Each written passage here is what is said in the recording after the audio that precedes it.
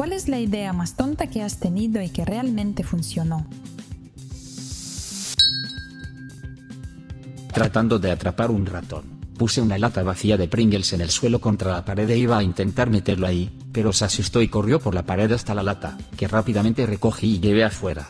Sinceramente, no creía que fuera a funcionar, y mucho menos que funcionara tan bien. Apostar. Un mes estaba desesperado y no podía pagar el alquiler, así que, como un idiota desesperado, puse mis últimas 10 libras a crédito en la aplicación de la Lotería Nacional. Jugué a un minijuego y gané 2000 libras. No lo he vuelto a tocar desde entonces porque sé que fue una oportunidad astronómicamente pequeña. Leí el título y pensé, si una idea tonta funciona, no era tonta. Y entonces leí tu comentario y me di cuenta de lo equivocado que estaba. Apostar es una tontería. Me alegro mucho de que te haya funcionado, pero, wow.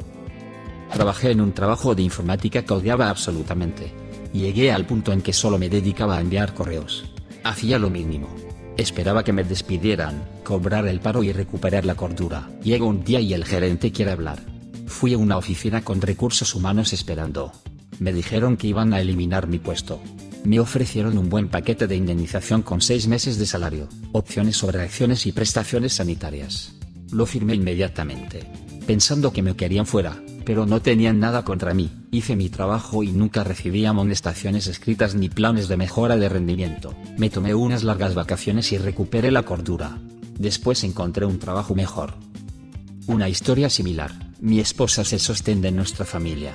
Consiguió un trabajo de ensueño en un hospital de otra ciudad. Mi trabajo era uno de esos de estar en la oficina, pero se puede trabajar desde casa en circunstancias extremas que no controlan el tiempo de seguimiento. Decidí trasladarme y no decírselo a nadie. Un par de semanas después del traslado, y de que dejar de ir a trabajar, mi jefe programó una reunión atípica para el viernes. El miércoles, la empresa anunció un programa de baja voluntaria por el que me pagarían un mes de salario por cada año trabajado, 8 para mí en ese momento, y me darían una bonificación proporcional a las métricas del año anterior. Tomé el VSP el jueves. Evité la reunión con mi jefe. No creo que lo que hice fuera necesariamente una idea tonta. Iba a tener que buscar trabajo de todos modos. Simplemente creo que la mayoría de la gente se habría adelantado y habría renunciado antes de mudarse. Tuve mucha suerte con el momento. También me ayudó a mudarme a una casa nueva, y no tener la presión de conseguir un trabajo enseguida para poder ocuparme de todo mientras mi esposa trabajaba. Un reloj de la casa de mis abuelos funcionaba al revés. Así que lo desenchufé, giré el enchufe 180 grados y lo volví a enchufar. Tenía un problema con un control de PS1, así que lo abrí y encontré un cable roto. Era joven, estaba sin un centavo y no tenía otra opción, así que me puse a pensar en mí cómo funcionaban esos tests de Scantron. Nuestro profesor nos explicó que la punta de un lápiz HB es conductora, y que la máquina comprueba si el punto correcto es conductor para marcarlo. Tomé un lápiz y rellené el hueco todo lo que pude, lo volví a armar y funcionó de maravilla. Que yo sepa, sigue funcionando. Esto también funciona con los botones desgastados de todo tipo de controles remotos y otras cosas, como los botones de originales de los controles de Nintendo de 8 bits. Funcionan gracias a una capa de carbono conductora en el botón de goma, que se empuja contra unas trazas en una placa para establecer una conexión. Si esa capa de carbono se desgasta, un poco de lápiz de grafito puede hacer que funcione de nuevo durante un tiempo sorprendentemente largo. Dejé mi trabajo y crucé Norteamérica en auto sin apenas ahorros, sin perspectivas, ni siquiera un plan real. Conseguí una carrera en informática, una esposa, un hijo, todo el paquete del sueño americano. Suelo pensar, a menudo mientras atiendo la parrilla en mi patio trasero, cerveza en mano, carajo, funcionó. Entregué un reporte de libro que en realidad era solo un exe convertido a texto y la profesora pensó que había corrompido mi archivo y solo me aprobó. Quinto o sexto de primaria. Se suponía que teníamos que leer un libro, pero a mí no me apetecía a pesar de que al final teníamos que escribir un ensayo sobre él. El día del ensayo es mañana, el libro sigue básicamente sin tocar. Las clases no empezaban hasta las 9:30, así que podía levantarme temprano y leerlo. Es el día. Me levanto puntual y empiezo a leer. El libro no es largo, un poco más de 200 páginas.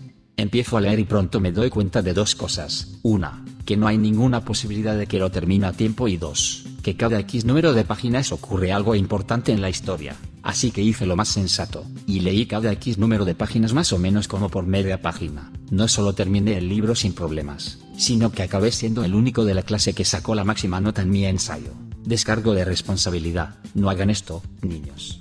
Es tonto y arriesgado y no vale la pena el estrés. Había una clase de inglés en la preparatoria en la que leíamos libros, y luego hacíamos cuestionarios sobre ellos y los discutíamos, lo usual. Yo no había leído 3 libros en particular ese día, y estábamos teniendo una gran discusión de grupo sobre ellos. De repente, el profesor me llama y me pregunta mi opinión sobre un tema concreto o lo que sea. Sinceramente, me costó mucho entenderlo. Hizo una pausa y luego asintió con la cabeza. No es sorprendente, mucha gente tiene problemas con eso.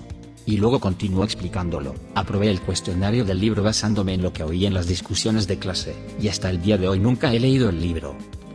Tuve un examen muy difícil en la universidad, estadística avanzada.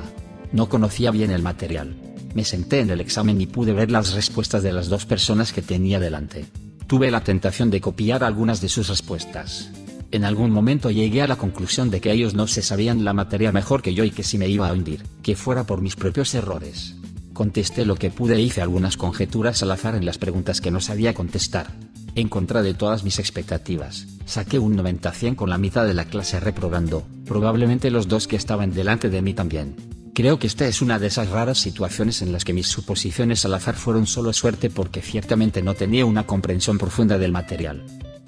Volví a la universidad para obtener mi licenciatura. Tenía poco menos de 2 años de créditos por cursar, creo que unos 50 más o menos, pero no quería pagar 2 años. Mi universidad tenía descuentos en los cursos de verano, y no cobraba más por los cursos de otoño y primavera de más de 12 créditos. Así que, tanto si eran 12 como 20 créditos durante el año, el precio era el mismo. De todos modos, hice 6 créditos en verano y unos 42-43 créditos en total entre primavera y otoño y me escapé con una licenciatura en Ciencias de la Computación. No tenía vida fuera de la escuela, pero lo conseguí de alguna manera.